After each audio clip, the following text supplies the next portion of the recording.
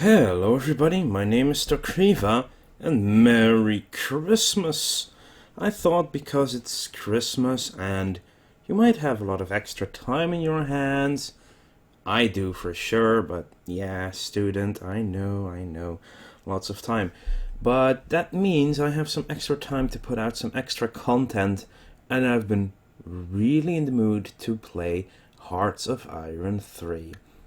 As most of you know, I've been playing a lot of Europa Universalis 4 ever since it came out in August, if I remember correctly, and it's been a blast, but my first true love when it comes to Paradox games is probably Victoria 2, actually, but Hearts of Iron 3 really captured my inner war nut. I'm a very big fan of the Second World War history, as well as First World War history, actually. But that was a bit static. But Second World War, I have a lot of knowledge on it. And actually, my birth house used to be a command post for a US artillery brigade. So I've got that going for me, which is nice. But what I want to do for Christmas for you all is give you an extended introduction to Hearts of Iron 3 and basically give you an idea how to get this game playing and what makes it so good. And seriously, it's going to be a very in-depth one as far as I know, because this game is a lot tougher to understand than Europa Universalis 4. But let's see, well, this is their finest hour, which is the third expansion after Semper Fi and For the Motherland. So Semper Fi based on the more US stuff, For the Motherland lots of Soviet Union stuff. Their finest hour basically a lot of stuff for Britain, but also for, well, there's all different kinds. One did Navy, one did all sorts of stuff happening behind the scenes, making it better. We're going into single player for certain. And the Road to War, 1st of January 1936. This is the default start. And as you can see, we have Europe, where most of it went down. Over here we have the USA. It's pretty damn big, and that's noticeable in the game as well. Of course, there's Japan and Asia. Also, big theater, by the way. Do not misunderstand. It wasn't just USA versus Japan. It unofficially started when Japan invaded China in 1937. But for now, we are going to focus mostly on Europe, because I found my most enjoyable game is as Germany, and basically just trying to take over the world. And that's what we do every night. There are more start areas, of course. There's the Gathering Storm, which is already after the Anschluss.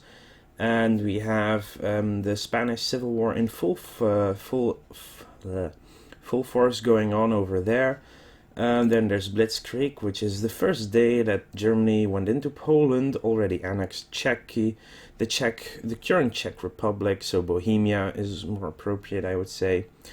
And this is the day they invade Poland.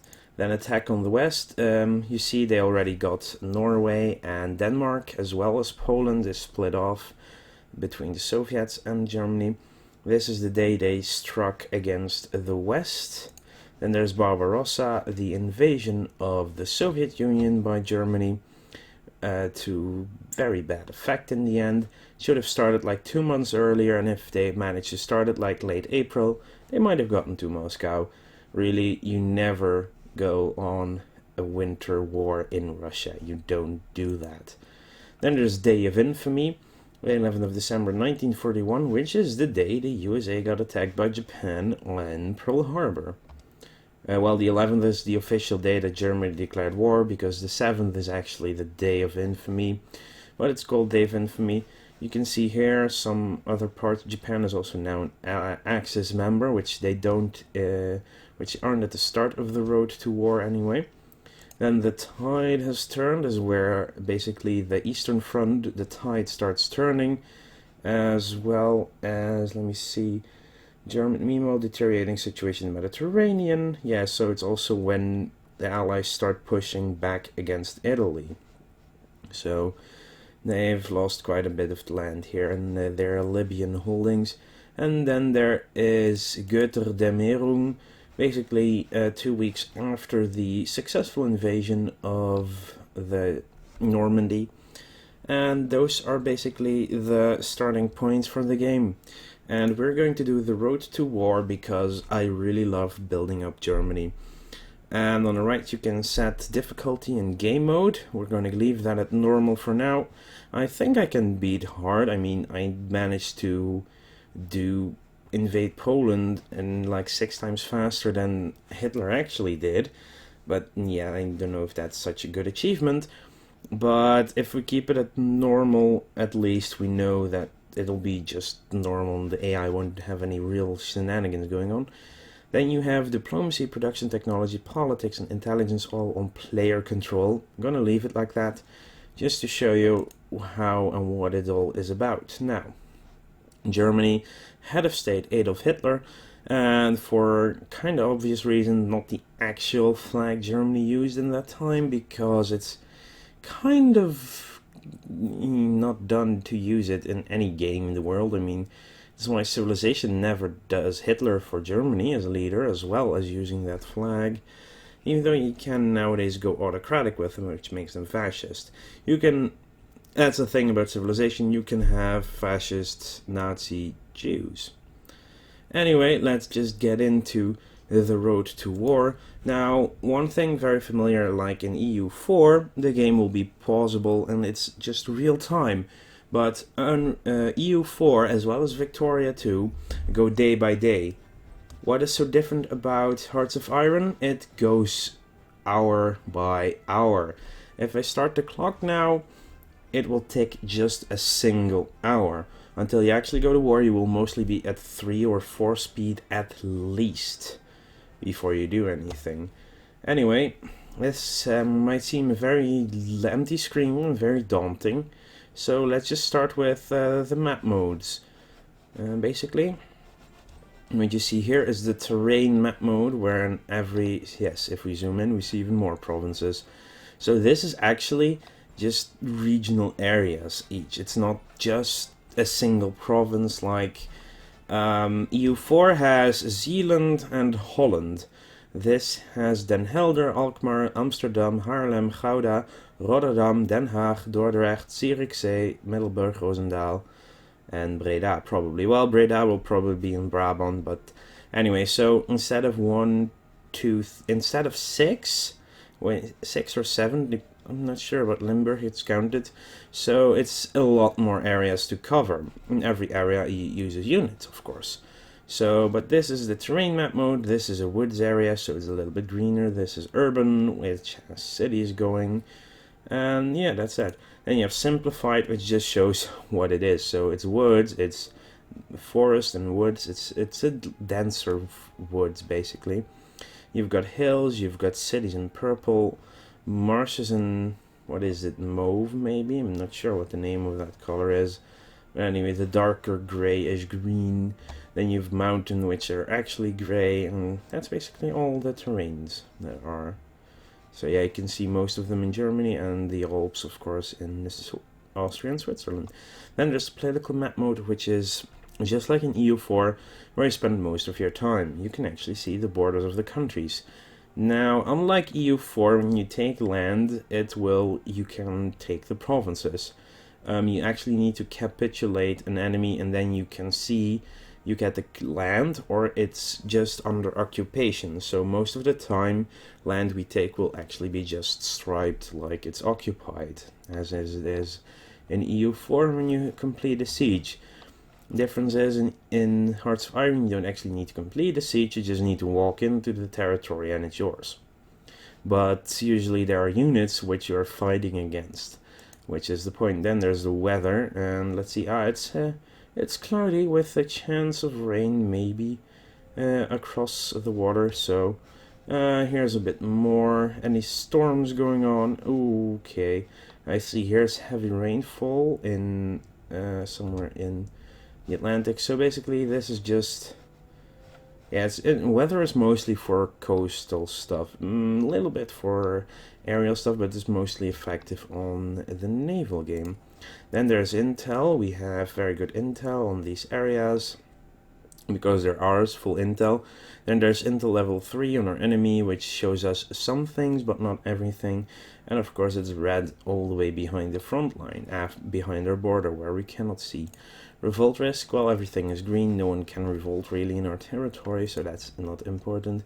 Diplomatic, we have a core on Danzig over here, which is this, well, the whole corridor actually. Danzig, Tczew, Czernisz, and Kozrzyn.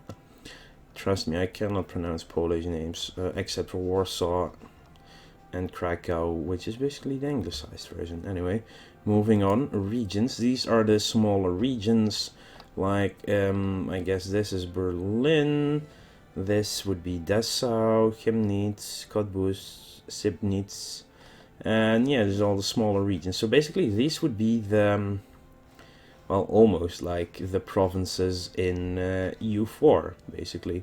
Not all of them, but most of them are just like the provinces in size. If you look at the USA, it's mostly just the states, like Washington, Oregon, California, Nevada, etc.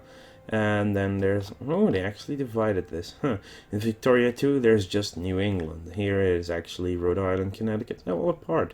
Massachusetts, yay. So every state is its own region. Canada's a little bit more divided though. So anyway, let's go back to Germany. Next map mode would be supply, which is really important. We're playing on normal mode, so you have normal and arcade. Arcade means if you have supply, which is this over here, it will instantly be transported to your units. Here you actually have supply lines which you need to keep in check, which can be bombarded by enemy airplanes. And so the green areas is where supply is high, and basically if you see green going to units, that's basically how it passes to the units. And over water you need to send it by ship, as Prussia, East Prussia, is not connected to the rest of Germany. It's actually being transported by ships, and that's the green line going this way. That's resources coming in, red is supply going out, as far as I'm aware, which I think it is. When you start trading with others, you see more of these lines appear, as well as supply lines where you need to go for, say, Norway. Then those things will also appear. And then there's infrastructure, which means the quality of the roads over which you transport this stuff. So it's mostly 100% in Germany. Germany was really good at infrastructure. It's a little bit worse towards the Polish border, but it's still at 90% here, as well as mostly here, and a little bit 80%, as well as the area around the Maginot Line of France, and the Rhineland basically is also just 80, but it's not the most important line, but we'll get to that in the future. Next, the VP map mode, victory points. These are the cities you need to take to make your enemy, well, capitulate. So you might say, well, if we just run into Holland, Netherlands, and we take Amsterdam, Den Haag, Rotterdam, Eindhoven, then it will be done. Actually, no, at this time the Dutch still have their colony called Indonesia, and it also, oh, that's not Indonesia, it also has quite some victory points that you would need to take. So together with Japan, you might be able to take out the Dutch, and there's also in the end, oh, and actually no, they don't have any victory points in Suriname, which is okay. So, but there are victory points everywhere. The green ones are under your control, with Berlin, of course, being the capital and the biggest one for you. And London is also 30 points worth. The whole Maginot Line is actually worth points, which is to make it harder, and that you actually have to go further into France if you just want to avoid the Maginot Line. But Paris is, of course, 30 points, and it's not that hard. After Paris falls, France usually is almost on the brink of capitulating. Then there's the theater map mode, which is the theater to which your units belong, which is of use if you start automating your units. But I'm not going to do that just now. We might in the future for this Let's Play, just to let the AI rush through with the units, not doing them ourselves. This makes it a little bit easier to control everything, but in the end it's still a little bit tough. Then there's the air map mode. Here are our airfields with the planes that are stationed there. and their range actually. What I'm gonna do now is send all planes, actually, rebase, yes please. I'm gonna send all my airplanes to one base in Berlin. So we get everything together. And I believe the last two are here already, yes. This is to basically get them all at one place and make sure we can redefine them, repurpose them to other areas. And we're gonna do the same for the Navy stuff. So we have one Unterseeboot here and the Schlachtflotte. You're gonna rebase to Kiel, and actually I want the Underseeboote or submarines to go all to is this Hamburg? No, it's Bremen actually. That's Bremen. This is Hamburg. And what's over here? There's also a reserve flood. You're going to Kiel as well for now. So I got my fleets on the move. Actually, you know what? You stay there. I'm gonna send everyone to Kiel. So yeah, there's actually in Victoria 2 there's a mission to build this canal at one point, because it doesn't exist until somewhere in the 1800s. So actually build it in Victoria 2. Finally, we have the strength map mode, which is the strength of our units and the projected strength of our enemy. If we have better intel, we can actually see how strong they are, which we cannot now, but green is our own. And then there's resources, which are basically, some of them are strategic, some of them are just our general resources. So here's a strategic aluminum, ball bearings, there's horses here, and I think I'm missing one. I thought I had 4 as Germany. I know I will get the automotive industry if we just play a little bit historically in Rakovnik, but that's not until like 1939-ish until we get it. So for now, let's switch back to the political map mode. And that's just the map modes, basically. All these things you can see in the map. Now, let's go to the more important stuff. So here are the important notices. We will come back to those. First, we have our resources, which we have energy. Production. Energy is required to produce IC. Then we have metal, also for IC. Rare materials, also for IC necessary. And then there's crude oil. Oh, this mouse is a little bit twitchy, but crude oil is the last one, which is not used for IC. IC stands for industrial capacity, and it means how much can I produce in God's name. And for us, it's actually, we have a base IC, this is our industrial capacity, a base IC of 144. So we have factories in our cities, such as Berlin. We see here on the left, this is Berlin. We have an industrial capacity of 10, which is the maximum in Berlin. Our total from all of our cities combined is 144. So that's a good thing. And our actual available IC is 201, because we have some technology which increases this.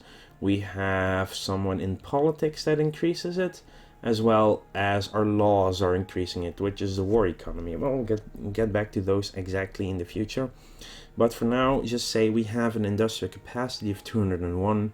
You need certain amounts of IC to build units at maximum speed, and that's how it goes. IC is also used to produce supplies. Supplies is just the food that your people eat, and everything that goes by the supply lines. Now you can stockpile this to the maximum before the war begins, which is very useful. And then you can just put all your IC back into regular production and reinforcement and repairs. We'll get to that as well. Then you have the fuel, which is used by your tanks and other vehicles, as well, also your airplanes, of course, and your ships, to do their business, to do their missions. Without fuel, you'll go, well, they cannot do anything, and you're just relying on infantry, which at one point becomes very scary if you don't have infantry, especially if you're going against Russia in winter. Anyway, so a good idea for Germany is to get fuel up to max. It's not as hard for Germany because in the beginning you start with a decent crude oil supply, and you can get some really nice trades going as well. On the other hand, there is, of course, if you were playing Japan, for instance, you really get in trouble with this one, especially because you have such a large navy to keep under control. Finally, in resources, we have money. Basically money. So it's probably in the amounts of this many millions or thousands of dollars at least, but it's just simplified to a standard amount of $1 for something. So then there's another critical, different kind of resource: manpower. We know it from EU4, manpower is a pain. This represents thousands of men. This is the manpower in thousands that we have available. 882,000 people are available for recruitment. We'll see how big armies are in this game soon. I mean, Russia, the game where I'm currently playing, we're like 336,000 strong. Well, right now we have a manpower reserve that's almost 3 times as big. And it'll get bigger soon. Then there's diplomatic influence, which you can spend on other nations to make them do stuff. Then there's espionage, which are spies, very important, because spies are actually really useful in this game. Yeah. Compare it to Civ, and Civ you just send them to an AI and steal tech. Here you're using them for a lot more stuff. And then there's the officer corps. We currently have 140% officer ratio to our number of brigades, so we have enough officers. When you start dropping below 100%, the efficiency of your brigade starts dropping, which is painful. Then there is dissent, basically short-term unhappiness of the people, basically revolt risk is something you could say. And then there's national unity, which is basically long-term happiness. Right now our nation is 89% unified, which is very high, so we would lose if the enemy takes 89, well 90% actually, of our total victory points. If they're taken, then we lose the war. That's when you have to surrender. So France's national unity, if I can see it by going right click, which I cannot, we'll see in diplomacy soon. It's a lot lower. Anyway, yeah, here's time, of course, speed up, speed down, and pause, but I'm not gonna unpause yet. Then there are the more important buttons, actually. Diplomacy. Welcome to a diplomacy screen. Here we have the triangle of ideologies. We have order, we have freedom, we have autocracy, better known as communism and fascism, and, well, still freedom, basically. Or allies in this case. So Axis, allies, and Comintern. And this is where the nations stand right now. So Germany is all the way over here. I think Japan is underneath here. Here's Austria. Here's Manchukuo. Here's Portugal. Portugal is really close to being part of the Axis. Hungary is also really close to being part of the Axis. Yugoslavia is drifting south. Albania, Lithuania, lots of nations. Here are the nations that are going north, and there are only a few nations that are actually interested in communism. So this can be changed by sending in influence as well as spies. If you send your spies in long enough, you can do stuff that makes the nations be more inclined to choose either the Germans or the English, because the USA, well, it's up here, it's actually not yet inside of the Allies. And it won't be, because there's another mechanic before you can join one of these, and that's your neutrality. If your neutrality goes too low, then you're ready to join the war, basically, and join a side. And on the left side, we can divide by all nations, which is very nice, something you kind of miss in EU at times. And then there's, of course, our decisions. So the Anschluss of Austria.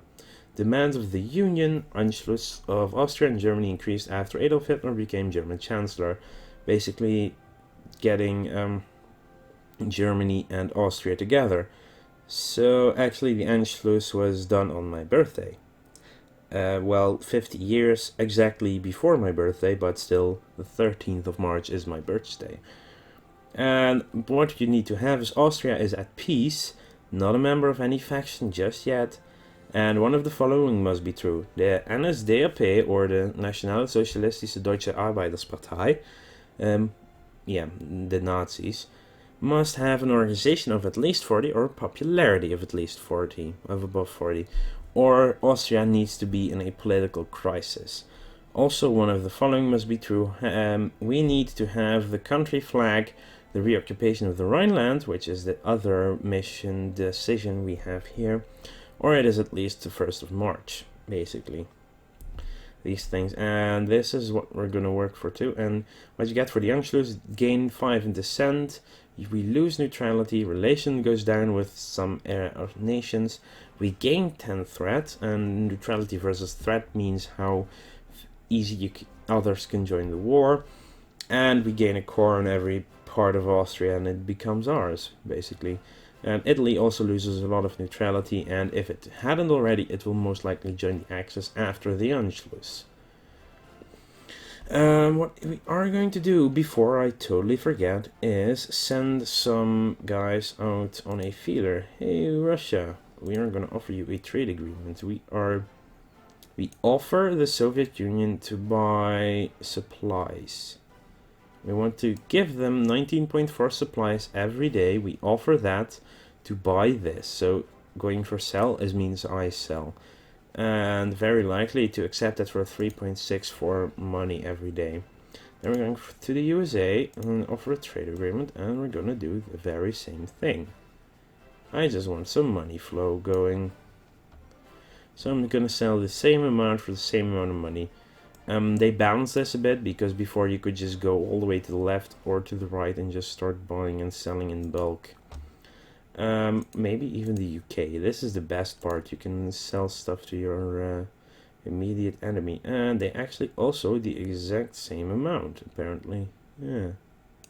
So they're very likely to accept. They might still not accept. So now we're selling supplies to the UK, but that's fine. We're trying to get a very high income, so we can start buying mostly crude oil as well as rare materials, because we need metal and rare materials and energy, but energy we get humongous amounts anyway.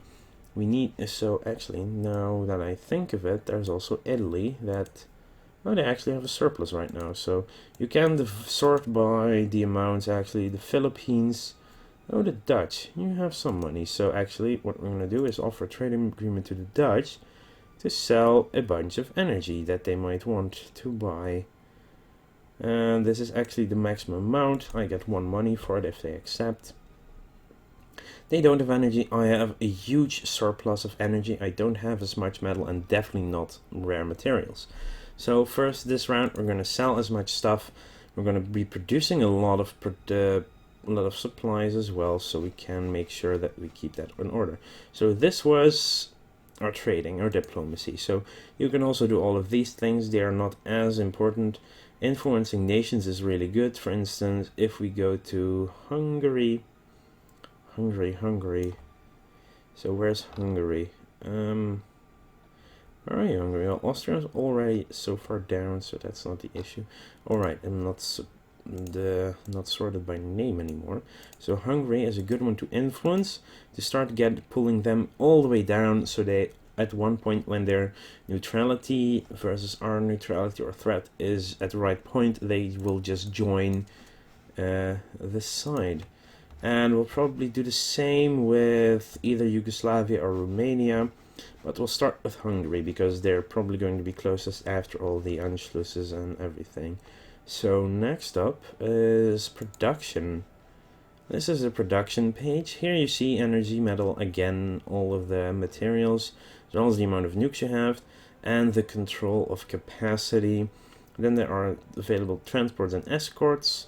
Here you see what some of the order of battles want. And here we have what is currently in production. Currently in production is the Graf Spee, the 8th Zerstörer-Geschwader, and the 4th Unterseebootsflottille. Basically a submarine destroyer, and I think this is a light cruiser. No, actually a heavy cruiser. That's actually a heavy cruiser. And basically the game works with a lot of these counters, which is a much easier way to discern certain units that you have. Now on the right side we see the industrial stuff. So consumer goods, we need only 12.86, and what is always a good idea is to put it at that point and then up it by 5, because it can sometimes fluctuate little bits to the left and right, and 0.5 it doesn't complain that it's wasting IC. So supplies, I actually feel like we need to produce a lot of supplies right now, so I'm gonna put it at 40-ish for now. So extra supplies, it's produced, we need to make some money. Reinforcement is actually very low right now, but I'm gonna put it at 0.5 because, well, that's going to be a pain. Because 0.5 usually keeps up with whatever just attritions because of a natural rotation. There's a certain natural rotation and it goes on. And upgrades, you see that it's at 36 needed, but I'm gonna put it at 0. And that's because it's much easier and cheaper to start upgrading everything at once, like a year, 1.5 years before the war starts, so you actually get a lot of discount on cheaper technologies that you also need to upgrade to the next level. So it is cheaper to upgrade later. It will totally destroy your production capacity for a while, but it's better in the end. Yeah, so what we're actually going to produce, I'm not sure yet. For that, we're going to look at other stuff first. Also, it's very good to put at once the war begins. I love putting manual control off on the IC, so nothing ever gets wasted, and you always have reinforcements going, because reinforcement, once the war is going, this will go up and down, up and down, up and down. So that's when you want to put manual production off and put it on reinforcement. This might change actually after we actually start the game, so these amounts right now needed. So, but for now, this is the production tab. Let's go to politics. I'm gonna do tech last because tech is well, I love the tech. Anyway, politics, it's quite obvious. It's, well, who's in charge as well as your laws. We can actually affect the mixed industry law as industrial policy. We're now at consumer orientation. If we have $54, which is probably millions again, or thousands, not sure, we can go to a mixed industry, which gives more supplies, which gives less consumer good usage daily, and supply throughput goes out, but more importantly the IC efficiency penalty just disappears. That's the most important one. Daily descent changes less, so we need less consumer goods because of it, but consumer goods use during peacetime, etc. I'm probably going to switch as soon as we have the money, which is a couple of days, because it's daily income and outgoing, so our money will be coming in daily. So I'm going to probably switch to mixed industry. What we're also going to do is change some ministers. Now, we cannot change either Adolf or Rudolf, because they're in charge and I cannot do anything about them. But the susceptibility of access means that the other nations are more likely to switch towards the axis, and actually there's no one else, just von Neurath or von Papen. There, I think von Papen was sort of real in actuality. OTL, original timeline, that's what I was looking for, the original timeline minister, and minister of, yeah, so that's it. So, armaments minister, we have infantry theory decay and militia theory decay. Not what I want. What I want is, quite obviously, Hallmarschaft, because he gives us 10% industrial capacity. All this decay is all towards technology, and right now, what I need is IC to get our things going. Look, laissez-faire, not bad. Resources also definitely good to have, or supplies even in war.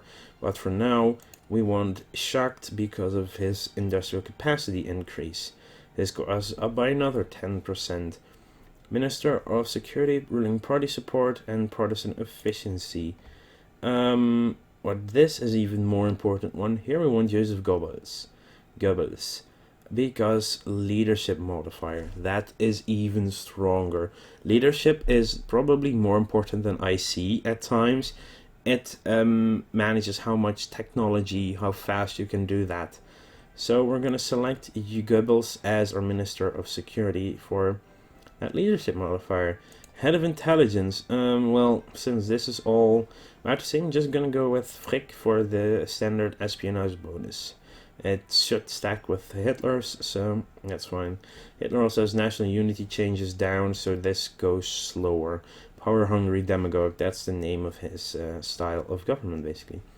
Chief of Staff, combat movement, supply throughput, defense, reinforcement chance. For now, I think supply throughput is better for the front. Should maybe reduce our supply need, or it gets supply to the units faster. Chief of the Army, armored doctrine, practical decay. So decay, 4 decays and 1 supply consumption.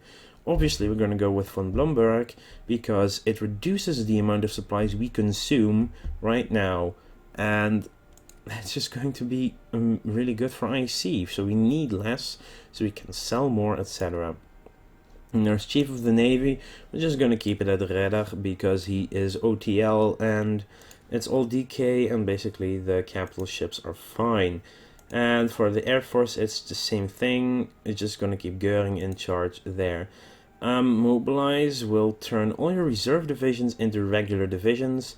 Cost you reinforcement, but reserve divisions are actually much cheaper to build in manpower and IC time.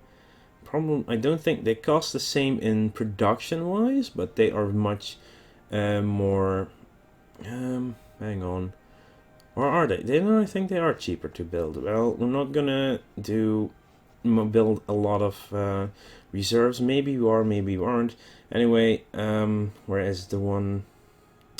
There's one of these actually. That's oh yeah, the 2-year draft already means that reserves are already only 50%. If we were, the USA has a volunteer army, which basically means they have, the reserves are very, well, it's a really small reserve army.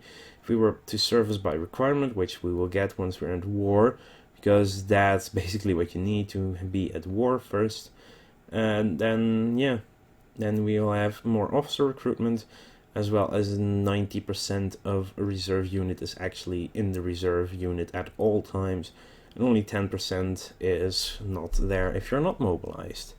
Also, manpower modifier starts going huge at that point, but that's for later. So here we see we are very popular, we control 56% of everything, and that's basically politics. So intelligence, and this is important because we want more spies. So first off, I right-clicked to make it go down, but it went from 0 to 3 because of right-clicks. So what we do want to have right now is probably maybe raise national. No, we don't need to. I want to put all my spies at home on counter-espionage. And what we're going to do with our leadership is pull out a lot of spies just for the first few days, and then actually start research. Those first few days will produce so much spies that Germany is instantly filled up to 10 spies, and you can start on Austria as well. So here we have priority, which is good, which is none, and here are the spies actually already abroad. The more spies in a country, the more info you get to know about all of this. So we know that the tech in France of infantry theory is very strong, but nuclear bomb making is very weak. And these are the biggest parties in the nation. So Soviet Union is obviously the Communist Party. In the UK, it's mostly conservative versus Labour and a little bit of liberals. In France, is actually a very big part is also leaning communist, which is what they had problems with after the war. Austria mostly is actually fascist leaning, but the actual fascist one is dark black. This is just gray. It's less right wing, let's just say that. Anyway, here you send spies, here you decide what missions they do. For Austria, we're very surely going to support our party, very soon. Once we get this to 10, we're going to support our party so that we are much earlier able to do the Anschluss with Austria, which is a good thing. After intelligence come theaters, which is not the more important one today, which is useful if you actually have your troops on auto move, which we don't. Then there is the obvious ledger, just statistics. This is what you also have in EU4. And it's just every nation and all stuff associated with them. And finally there's, I think this is strategic warfare overview. So strategic warfare, basically destroy each other's IC and see how much effect it has. Destroying the industrial capacity of your opponent makes them less powerful in making new units, but it also will lower their unity quite significantly because the people don't like it. Now we're going into technology because I like it. First off, just like I said, I'm going to put diplomacy at 2.1 just to make sure that's just over. And we're going to put everything else in espionage. It's actually going to go up because the changes with Goebbels hasn't registered yet. But right now we're getting 4 spies every single day. So Germany will be filled up tomorrow and a few days more, and we'll have Austria as well as a few other nations filled. And waiting 5 days with the research is fine. After that, we're probably going to put it down to about yay far, so 0.5. And this is just to see how far we actually can get with other things. So right now it appears that we can go for 24 researches. It will change again, so we'll probably go to 25 or something. But at least every other day we get a new spy, which we can send out to a different nation because they die. I mean, this is not like the diplomats in EU4 and when they get caught and you get a penalty. No, these spies actually die, so you need to constantly make new spies to reinforce your spy pool and to send them in, because counter-espionage kills them. That's basically it. So that's why you need to keep making spies, and at one point we need to switch to officers, but right now it's not as efficient to the officers. Now we can have 24 technologies going. This, once we actually start playing, this will even out a bit more because of Goebbels and other stuff. But this is daunting, and this is what I love about this game. The tech tree is insane. Here you see techs. This is just infantry techs. There's armor or tanks tech, escort or smaller ships, capital ships, bombers, fighters, industry, secret, theory, land, naval, and air doctrines. Okay, one thing first, theory, you can almost completely forget it, except maybe these 3 and these 2. Maybe jet engine as well. The rest is not important at all, because there's DK, and as you can see in the bottom, there's every tech group has something associated with it. So you have infantry theory and practical. You get theory from researching infantry stuff.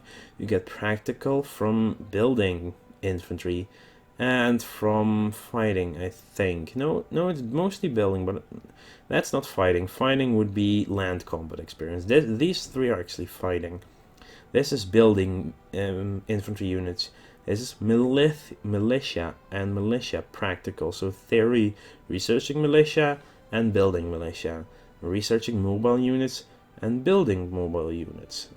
Artillery, armor, the same. Automotive, actually it's not just armor, but it's also just regular cars, because there's more than just tanks. I mean, seriously.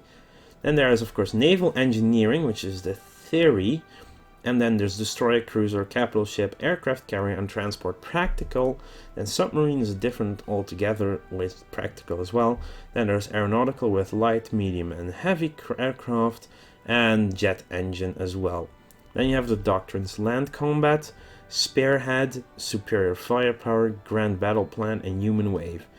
There's naval with base strike, which is aircraft carriers, fleet in being, which is capital battleships, and sea lane interdiction, which is submarines. Finally, there's air combat experience for fighters, close air support, tactical air power, naval aviation, and strategic air power. Didn't I say it's daunting? We're not even at a quarter, I think, of it all. Then there's industrial, which is mechanical engineering, chemical engineering, electronic engineering, as well as electronic practical and construction practical. Finally, secret, there's rocket science, rocket practical, nuclear physics, and nuclear bomb making. This is just your strength. As Germany, you're strong in infantry, you're strong in artillery, you're strong in research about tanks, you're strong in research about submarines, you're strong in fighters as well as air research, you're very strong in spearhead doctrine, and you're superb in mechanical engineering, and chemical engineering is also good. The 5s are decent, 2.5s are mediocre, and everything below is just nothing. There's no practical information about them. These all decay. So if you don't do anything with it, it will go down. That's painful. Now, what do they do? So with your land combat experience, if you start researching supply transportation, which means getting supplies from point A to point B, it means that less gets lost along the way to your troops. So if you're researching this, it actually gets modified by your land combat experiences. So our current skill will actually slow research by 40%. But once we research it, the experience will go up by 1. So if you do all 3 of these once, will go up to +4. So it will be not 1 skill but 4 skill, but in the meantime it will have decayed. And on the other hand, there's also the year. Researching anything that's more than 2 years ahead will get you a huge penalty on the research. It might actually be 2 years already, and that you just need 1 year ahead to research it to avoid the penalty. You can still research it, but it will cost you a lot more research. And research basically is divided in the amount of time it costs, because you spend 1 research leadership for 1 technology at a time. So if we are 24, we can do 24 researches at the same time, simultaneously. And what would we want to research? Well, as we saw here, this is what we're all strong in, so I don't know, maybe we should definitely get small arms and infantry support weapons going. Now what I like to do is alternate these 4s. I think I read it somewhere, and definitely I'm gonna put a link down below, by the way, where you can find a long tutorial to start with Germany, as well on the Paradox forums, which is where I got most of my information, as well as the upcoming Order of Battle reorganization, which will be taking some time as well. That will be the last thing we do in this video, so it was fun. So when you check that one, it basically is how can you effectively play Germany, and you learn how to play the game.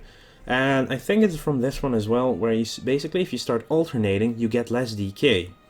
You might not get as fast the practical stuff. I mean, you need to actually produce artillery units to get that little bit extra, because basically we have 10 skill infantry theory, which impacts this research by 30% and improves the speed by 22.5%. Same with practical, but it's 60% worth. Then there is superior firepower, which we don't have any skill in. It slows down by 50%, but it's only 10% of it which slows it down. And once you finish it, you will increase your infantry theory. But if you do 2 at a time and then do the other 2, your infantry theory will not decay as fast.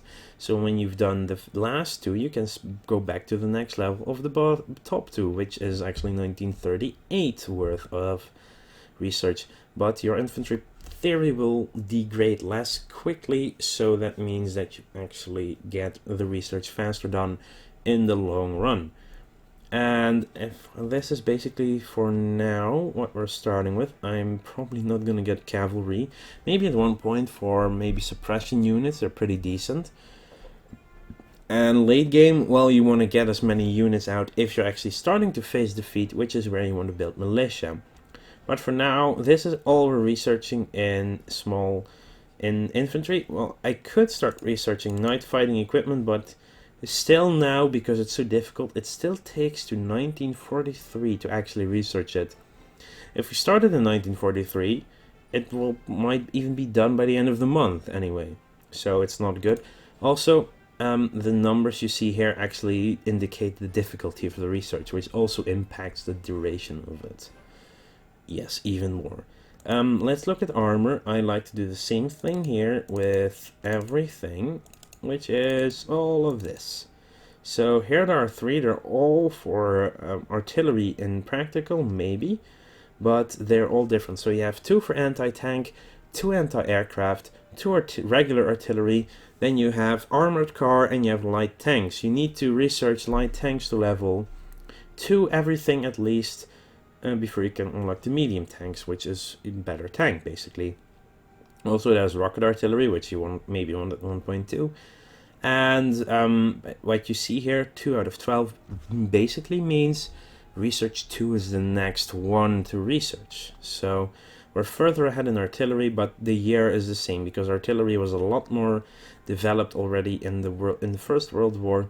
So that tech is logically already further ahead, and anti-tank and anti-aircraft isn't just needed until the coming war. And what I like to do, which is basically my OCD kicking in this game quite heavily, and that's just putting all of these in order of date. So you will see me doing this quite often with this, but for now we're doing fine here. So we have 8 research right now needed. I'm actually going to put you back to full for now. It turns red if you actually cannot afford it all. So if we put it at 4.3, we have 4 going at maximum efficiency and 1 just a little bit. So it's a lot slower than the rest. But for now, we're just going to put it all on espionage because that's what we want. We can go to 24. We're now at 8 projects in total. I'm going to skip the ships for now and look at this one for 36, which is basically going to be these two. And the difference between green ones and olive ones in color is that olive is just a single research. Once you have it, you have it. A green one is one you have levels in and you can keep researching and keep researching. So twin engine airframe has 12 levels to research. Basic medium fuel tank only has the 1 level. So these two are here. Yeah, I don't know where in the order they have to go now, but you will see me fixing that later on. Same here, actually everything's quite high up. At one point we want this. Ah yes, it is indeed 2 years ahead. Inefficient research is 2 years ahead of research. If it's just 1 year ahead, then it's fine for the calculation, but 2 years is too much. Anyway, industry, yeah, this is the only one we actually do want to start early, which is education, because we will get it done quite quickly. If we check here, it will actually be done in October of 38, but it will get earlier the further you get. But education is really important because it increases the leadership by 10% once it's research 1 level further. So, or well, 5% more than it is right now. So education, improve technology, so another 5% if you get it done. It's really good. There's also industrial production and efficiency, what you want, which increases the IC capacity, and getting those early. They will actually be done in just over a year from this point, so that's good. Things you also want to do is try and get as early mechanical computing, electronic computing, because research efficiency means it takes less time to research something. That's really good. Other than that, these are all 38 and 39, so not needed yet. Secret is just later on. You need to do other research first, and it's all difficult and quite high end. Then there are the doctrines, and holy balls, is there something to research over here. Land is very important for Germany because, well, where are you going to fight? France, Poland, Soviet Union, maybe the Balkan, maybe the UK, maybe here, maybe here. So what you need is mostly land. So land doctrines are important. Now we have Blitzkrieg, 1938, which is what we're strong in. Schwerpunkt, not so much. What does it do? It gives morale to all your armored units. Operational level command structure, really important. It means you're faster on the attack. Tactical command structure, mechanized, motorized. It's not yet important. It will be later on. So we're gonna cancel it for now. But it gives morale to your motorized infantry units. Mechanized offensive gives organization. Morale and organization is how your units fight. Integrated support is the specialist units. Delay doctrine, I want that one to start, yes. Because it actually has morale for your support units that are attached. So anti-air, anti-tank, artillery. That's basically the ones you see there, the shortcuts for abbreviations. And then once you actually get 3 levels in tactical command structure, you can start superior firepower, which means you can have 5 brigades instead of 4 in the division, but that's also for later on. Here too, mass assault, infantry morale, central planning, special forces not yet needed, assault concentration definitely is. But, well, we'll just do 2 in each for the most. Large front, not as much, but shock and ambush goes up for these. Oh, also, maybe even more important than education is operational level organization. Delay between attacks is reduced enormously. This one you might want to keep researching all the time, because the faster you can attack after you've gained territory in an attack, it's really, really good. Also, HQ supply consumption goes down with this one. So we're now 20 techs. Fleet auxiliary doctrine, don't think we need it. What I would like, well, most of this, well, this 37, right? Spotting, yeah, I'm not entirely sure if we want to go with anything on that part. Fighter ground control, radar, ooh, radar. That's a good one. What did we need to get for radar? It's right here. Yeah, okay, we just need to start in 38, then build radar stations, and radars are really good to just see where your enemy is. Basically, we have 20 research left, so let's go to capital. Well, why shouldn't we try and get to carriers? I mean, why shouldn't we? Right? There's anti-aircraft armaments, and... Alright. When upgrading units, both infantry and aircraft upgrade everything. You can keep making new tech, they're upgraded. Different for Navy. When you upgrade Navy, you cannot. The only thing you can upgrade on a ship are their doctrines, their stuff like radar, and their anti-aircraft stuff. So if you want a better capital ship, you will need to research it first. So I will get the battleship engine for now going. Anti-aircraft, it can be upgraded later, so it's not as important. But what I do need is definitely the submarine hull needs to be researched. And we're now 23. Maybe I should leave one. I'm gonna cancel the guerrilla wave warfare. I'm gonna put 2 in the category for armor and engine of the destroyer. I want some destroyers. We're probably going for a navy. I want a navy. We're probably going for a destroyer capital ship fleet. So destroyers with battleships. For that to work, you need fast, really fast destroyers with a couple of very hard-hitting capital ships behind it. So that's what we're researching. So we have all our research locked in. Once it actually starts playing, which will be the next episode, which I'll probably keep playing throughout the holidays.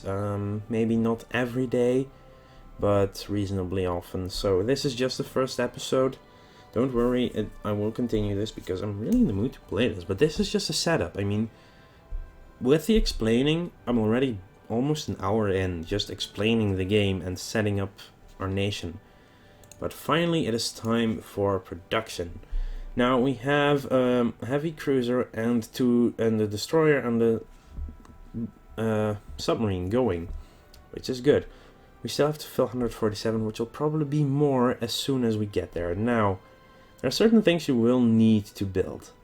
What you can build, as I see, is more factories. And only 2 nations with which it's actually possible to get a net gain with building industrial capacity are Germany and the USA. With other nations, It's not that important to build more industrial capacity. But the reason Germany is good is because it is already far ahead in their tech, so that they already get a lot of bonus IC from the start. With the USA, they basically are so far behind in research that if you just build a lot more factories in the beginning, you can even more steamroll the Axis and the Soviet Union, the Comintern, if you want to, once you actually join the war. Because as Germany, you have 3.5 years to prepare. As USA, you have basically 6 years to prepare in game if you start in 36, which is a big difference. But yeah, other nations are probably not as efficient of doing that, but Germany can do it, USA can do it. You can of course do it with other nations, but it's not as efficient. Now what we're going to do here is build a couple of IC. We're going to build ooh, that's cool. Control actually gives you 10. Now I'm going to build parallel. I think 5 should parallel be fine. And once they're built, or should we build 10 parallel? I mean, this is what it costs in IC. No, wait, I'm not gonna build that many parallel. I'm gonna build 5 in parallel. I'm gonna make a series of 5, which takes us, of 4, which gives us 20 IC over the span of 4 years right now. I'm gonna start it here. You see it added. First one done January 19th. Now, what I am also gonna do is build. That's actually artillery practical. That's not what I want. What I'm also going to do is increase our infrastructure, because that will actually increase our construction practical quite heavily. So this means infrastructure 1. This also costs IC to build. So why I'm doing this is to get that construction practical going, and that actually will increase by building infrastructure. So I want the whole Polish border to be at 90%.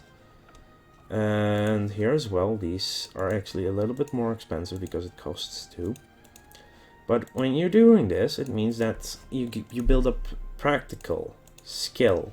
And that means you get it faster after it's done. So here you see, it takes less time, but practical goes up for each one that finishes.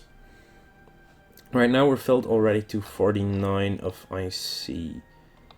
Oh yeah, because we have only chosen to build 5 simultaneous. So once they're done, your practical will go up quickly, and then it will be even faster to build the next one, and so on. So what else we want to build is, because we're going for a destroyer, submarine, and battleship fleet, is I want a battleship. But what I'm gonna do is clean it out. I'm gonna take everything out of that battleship, so it doesn't have anything attached. It's basically the hull. But why I'm doing this is because it still gives 4.4 practical. And a battle cruiser is also a capital ship, but it's 3.7. It takes about the same. Actually, how long is a battle cruiser if I strip it off of all its things? This one is 24 months and 9.82 IC. If we strip a regular battleship, it's 9.75 IC and 29 months. It's a few months longer, more practical, and about the same IC cost. So I'm going to build one hull. I'm going to build one battleship hull. The only thing I can upgrade on this, on the Bismarck, which is an unfortunate name for this one, but I want to get my tech up a little bit more first to build real ones. But the reason is, you get the practical at once in May of, well, now it says May, but the decay will slow down a little bit. But you get the practical at that point, and then the next one will be twice as fast almost to build. So the same thing we're gonna do with another destroyer, but we're not gonna strip this one. We're just gonna make it regular timing as well as another submarine. Now, once we build these two ones, they're finished, then this will already speed up quite heavily as well. So we also rocket test site. Ooh, oh, that's, yeah, the rocket practical, of course. Yeah, and escorts and convoys, which is what you need to trade, also don't have practical, so they're always the same time and day. So what I want here is to just make a long run go on with escorts as well as convoys, so you'll always have them going into the war. Basically, they will get destroyed. I'm building way too many, but it's just because they're all after one another. It just takes until April to build the first 10 convoys, so this is a good way to keep them going, just keep them out of mind, just have them going. We still have, well, half production left. Now, same thing we're doing with the ships is what we're going to do with this, with aircraft, but we're only going to need one. Now, the difference between aircraft and ships is aircraft build a lot faster, but are a lot more expensive in actual capacity to build compared to, look, it's an empty husk of a battleship. It's costing me 9.75 IC, and it takes 2.5 years. One interceptor takes 5 months, 6 months, yeah, but it costs 14.25 IC. But it builds practical, which is what we want to do. So it builds 2 practical light aircraft. So that's good. And we also want a tactical bomber for the same thing. They're even more expensive. Just saying. Whoa.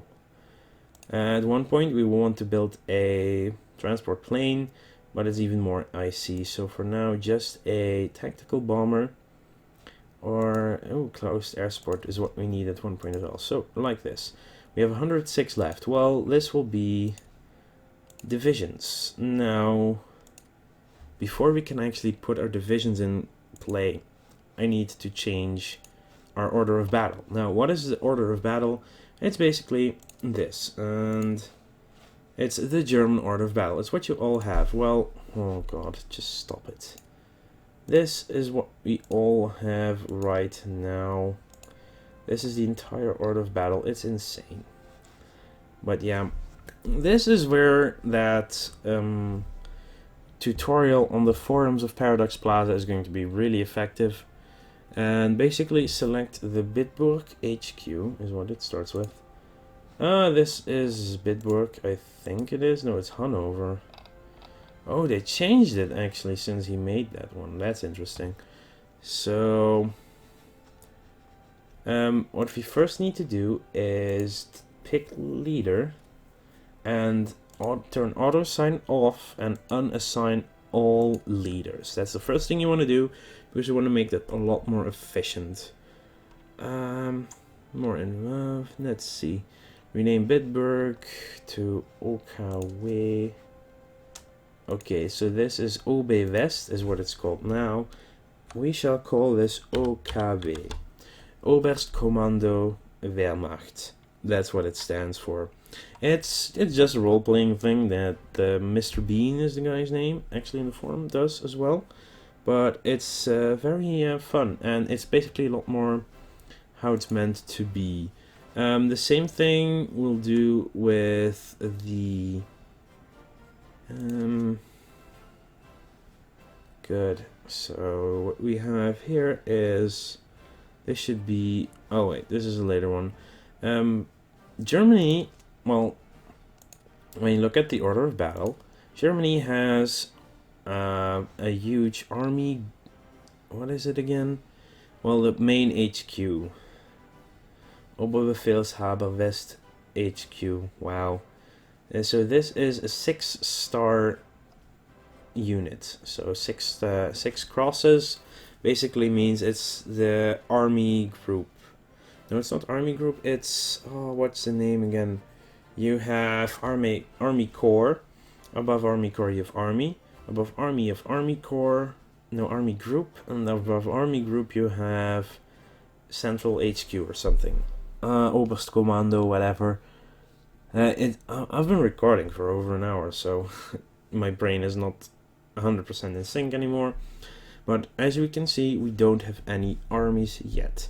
So what we're gonna do is find the first corps. This is in Frankfurt, and click on this button. What we'll do is create an army between the army corps and what it is attached to. Or didn't he have them all? Or doesn't he unattach everything? No, it doesn't have everything under it. So yeah, what we need to do here is create a new army. This is first army. And it's right here. We need to rename this to Erste Armee. So basically the German... Oh, Jesus. This is basically the German style of how they did the armies. And now we're doing the same again. We're making an army group. So we just created an army. Now we're creating an army group. This army group will be called Heeresgruppe B. So we're trying to be a little bit OTL with names of everything. So this is what it was called at the time. We're going back to the HQ. And Army Corps 5th, 7th, 12th. Yeah, I'm reading off on this. So we need 5th, we need to detach 5th, we need to attach it to the army. Same thing we'll do with 7th Corps. This one goes to the 1st Army. We need to do it with 12 and 11. So this is 11. You go to the army, and 12. You too. There we go. Go back to the HQ, and Army Corps is done. Newly created infantry divisions, fine. Similarly, find the 6th Army Corps. I'm almost reading this off, so if you want, I'm really credit to Mr. Bean. He did a really good job. It taught me a lot. So if you want to read what I'm doing, just go there. So find the 6th Army Corps, create another army called Zweite Armee, which we'll do now. So this will be 2nd Army, basically. Only in, really, I did it again. Trying to make it capitalized too, actually tries to make this other thing. And 2nd Army, and we'll attach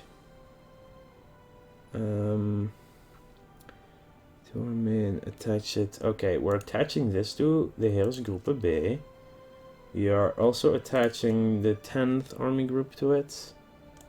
So yes, you're going to Zweite Armee. And does it leave anything? Because it says detach single infantry division, attach it to... let's see, what else do we have? No, I think that's about it that we need to do. Yeah, there's even stuff to get right now, but this is about everything we want. Also, alright. Detach all of our fleets and airplanes right now from the army. We'll reattach them once they're all together and everything. So, 2 panzer divisions, detach these and add them directly to the HQ. Oh right, the divisions, of course they're also still there. Of course they are. Hang on, Heeresgruppe B, Erste Armee. So right now we have a lot of stuff everywhere. See, these are the army corps and the divisions. So what I need to detach is the army panzer. Alright, it has already detached everything, I think. What is everything? Hang on. Sign to detach the single infantry division. Jesus. Wow. Yeah, what I need to do is detach this one and make it separate for now. Okay, I need to go to the other one, to this here group. Heeresgruppe A, you need to be detached instantly. Yes. You need to scroll back up. Army Corps, Army Corps. Ah, they changed a few of these, I think. Yeah, they did. So you need to detach as well. So 3, 3, 3, 3. There's a double. Here, so this is 3, 3, 3, and some commando. Verfügungstruppe, the Waffen SS. Ah, yes. These are also mechanized, or mechanized, yes. So I need to detach these. Isn't there a 4 division somewhere, or is it only the Yes, this one. So 27, you need to detach. I need to attach you to... Oh, here is Groep A, but there needs to be a new core for that too. So for now, we're just gonna put you at here is Groep A, and soon fix that one as well. Also, you're going to detach as well from this one and make a new army corps soon as well. Panzer army corps, basically. But for now, we have... Also, you need to just detach yourself, because why the hell do we even have that? Let's see. So that's everything there. Directly to the Berlin HQ for now. Okay. So I need to put these guys to Berlin HQ, which is Oberstkommando des Heers. This is just... Yeah, this takes a time. I'm just showing you what I'm doing, but it basically is all to get everything in order for later on. Also, you also to Berlin, Oberstkommando. I still don't know what to do with the cavalry. They changed a bit of the units, I think. And everything else seems to be attached to... attached submarines, Kriegsmarine, and attach them directly to Heeresgruppe B. Ah, so. Okay. So what we need is Schlachtflotte. Nein, wir müssen die andere haben. Suddenly German, huh? No, that's actually right. This guy, Schlachtflotte, we're gonna rename you to Kriegsmarine, because you'll be our main fleet. So the Kriegsmarine, you'll be attached to Heeresgruppe B, and the same with the Unterseebootsflotilles, I think, because we're gonna put a certain general in charge there soon, and then they will go down with what's it called? You're going to Berlin, actually. So where are you? Oberstkommando des Heers. Same with, oh god, all the way here. The Luftwaffe Oberstkommando des Heers. There we go. We're going to put generals in charge of each of the Heeresgruppes that actually reduce the amount of supply needed by units, which is good. And I think for now what we need to do is actually make everything small for now and just take the Heereskommando. These are all the units. What I need first is a new corps, which will be the first Eerste Panzerarmee. I think so. No, wait, this is just a corps, so this is actually Panzerkorps. That's with a K. So this is the first Panzer Corps. We need to detach them and attach them as well to the corps. Same with the Panzer Division as well. And you're going to the Panzer Corps 2, as well as the Verfügungstruppe, or the Waffen-SS, basically the really bad guys. But they're mechanized, so they're going to be a part of our Panzer army as well. This will just change in the future. We'll have a separate Panzer army. Actually, we can start it already. So this will be the Panzerarmee. So the like this, I think it is. There we go. And you will be attached to Heeresgruppe A. Basically, now the Panzer army is going to be part of this group. And the other ones are just going to be attached to the second or third army, I think. What is it in this one? Heeresgruppe B, we have Eerste and Tweede. Eerste and Zweite. Just throwing German and Dutch in at the same time. So what we need is you there. Make a new one. Call you this. Oh crap, this is the wrong one. Hang on. Disband you, yes. Right, that's exactly the wrong one to start with, because that's the wrong, yeah, it's just the wrong one. So it's the East Prussia one. I don't want to have my army stuck in that side, basically. So we'll take this one, create a new one, call this one the Reitenarmee, or what do they call it here? Yes, the Armee and you will actually become part of the Heeresgruppe A, and we'll detach the other corps and put you in that one as well.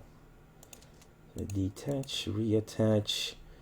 You are 3rd Army, yes, same with the one over here. Need to reattach you as well. So now we've changed the order of battle. What we still need to do is add a lot of the generals as well. So let's go to the top for now. Oh yeah, the cavalry. Yeah, you know what? You'll just be part of that corps for now. I mean, why the hell not? It's your corps. Anyway, now let's look at Baltische Flotte to Heeresgruppe A. Yes, so that's this one. Should rename it as well, Baltische Flotte. Just to keep in line with what I'm reading here. Okay, you are going to attach to Heeresgruppe A. Same with all your buddies, I think. As well as all air wings, you're going to be attached to Luftflotte 2 und 3. Also, here's Group A. Another one. Jesus, this setup is just taking way long. But in the end, it'll be worth it. Here's Group. Here you are. There we go. That should be everyone. Send the ladder to Rostock. Oh, right. Oh, that's actually a good idea. Send them all to a different place. Which is over here. So I'm actually going to send all my planes there. Because that's a lot easier. Indeed. Yeah, because it's easier to reassign all of my aircraft if they're actually... Yeah, good question. If their mission isn't cancelled or not. We'll see at one point. Once we actually have started this. Berlin HQ, and that's... Oh, we're way past that. But now we need to assign commanders everywhere. Naval and Air Force, well, we don't need to do that because we get better ones in the future, so no need to start with them. So we'll start with Heeresgruppe B, which is the one in the west. So Heeresgruppe B. Click on, so we need to click here to assign a leader, and the leader we want to have here will be von Rundstedt. And that will be the V, von Rundstedt. Right here, and now we need to upgrade him. He's a 5-star general with offensive and defensive doctrine. So that's a good one to have. And basically he will be stronger in defense and offense on the Western Front, which is where we'll have him. And on the Heeresgruppe A side, we'll do the same with von Manstein. It also needs a boost in power. He actually has a lot more. He has Battle Master, Fortress Buster, Trickster, as well as offensive. So he's really strong in the offense. That's basically von Manstein. First Armee, that would be this guy. That should be someone called von Leeb. And that should be the one over here. That's von Leeb. Also offensive and defensive. Very strong to keep your... Defensive is what you need against the French, basically. That's what they're going for. And a high-skilled defensive expert. Blaskowitz on the second one. I guess so. So that should be Mr. Blaskowitz. He's offensive, so basically this army that wants to go through Belgium at one point. I believe, yes. And attach both. No, wait. Oh, we're way down already. If we find ourselves in trouble on the French front or in our coastal provinces, they will be tasked with relief efforts. On the East Front, von Kluge gets Streitenarmee. Oh, what is this? What are these divisions doing here? That's odd. Where did they come from? Where the hell do they come from? Oh my, yeah, good question. I need to pull them all in a core, so actually, so this should be, which core should it be actually? 13th, I think. Yeah, hang on. I believe that wasn't taken just yet. We can check here as well. I mean, this is just... Leiden has 8 as the highest, so it's definitely going to be on this side. Nope, I think actually 1, 2, 3, 4, 5, 6, 7, 8, 9, 10, 11. Actually missing one, so we have 1, 2, 4, and 8. Down here we don't have a 3rd corps. Apparently we don't have the 3rd Army Corps. So you actually get to be the 3rd Army Corps. That's even better. And you will be assigned to the 3rd Army as well. Very well. Also, you detach 3rd Corps, and the last one, you also detach 3rd Army Corps. Where are you? Oh, you're far away. There we go, 3rd Army Corps. Yeah, oh yeah, red line means it's too far for efficient communication between HQ. That's the whole reason you have such a big order of battle. Big guys towards the smaller guys, it means communication and efficiency in that sense. So HQ gets orders from army and etc. So you actually go away. 3rd Army, where is it? Von Kluge, that's the one I need here. So von Kluge, that's this one. Ooh, that's a good one, 5-star as well. Panzerarmee will be Guderian, because he's just a baller when it comes to tanks, as is Rommel later on. So Guderian goes here.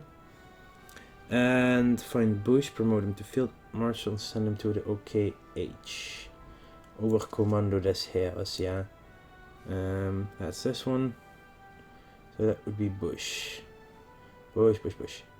Why we want this one is Logistics Wizard, supply consumption, and that trickles down the entire line.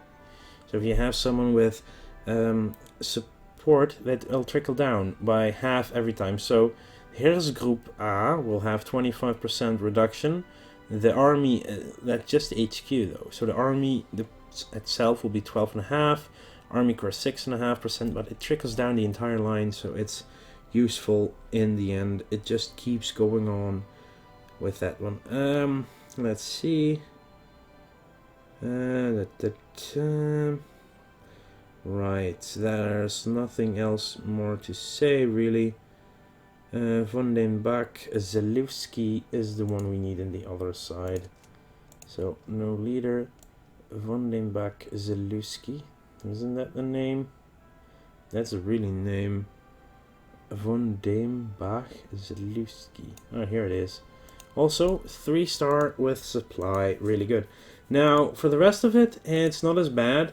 I don't actually have to do anything important, really.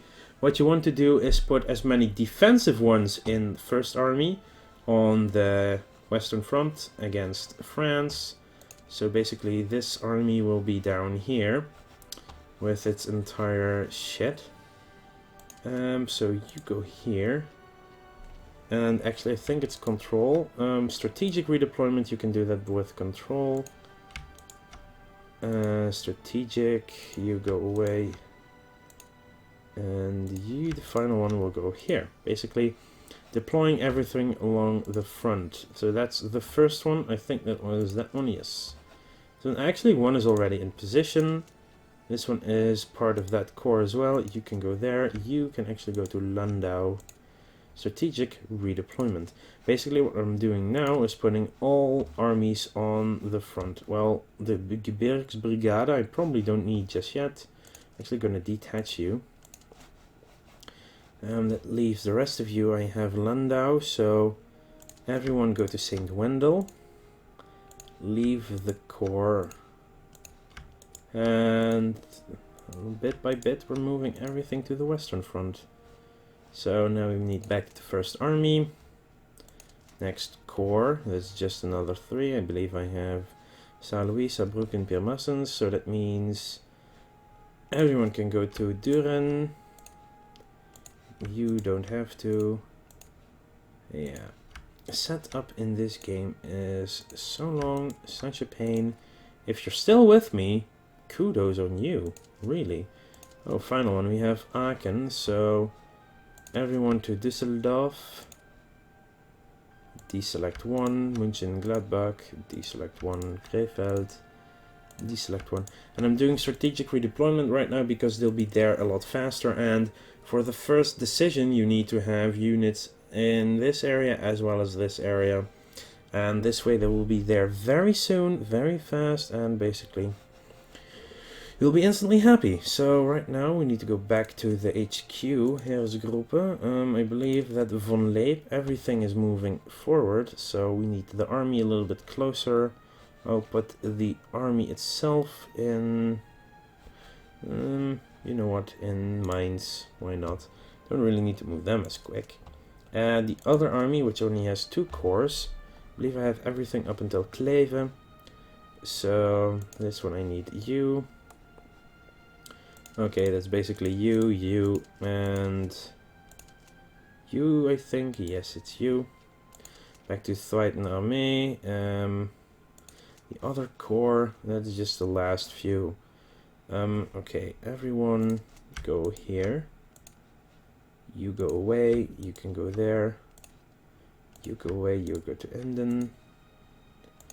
Final one, you can go to Lek, actually, because we also need something on the Danish border. Really? Why? Yes, we do. Aha.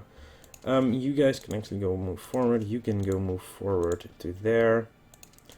And there's another one here. Oh, that's actually our cavalry brigade. You can go to Johannesburg. Odd name, but it can happen. And finally, we're here with the final one.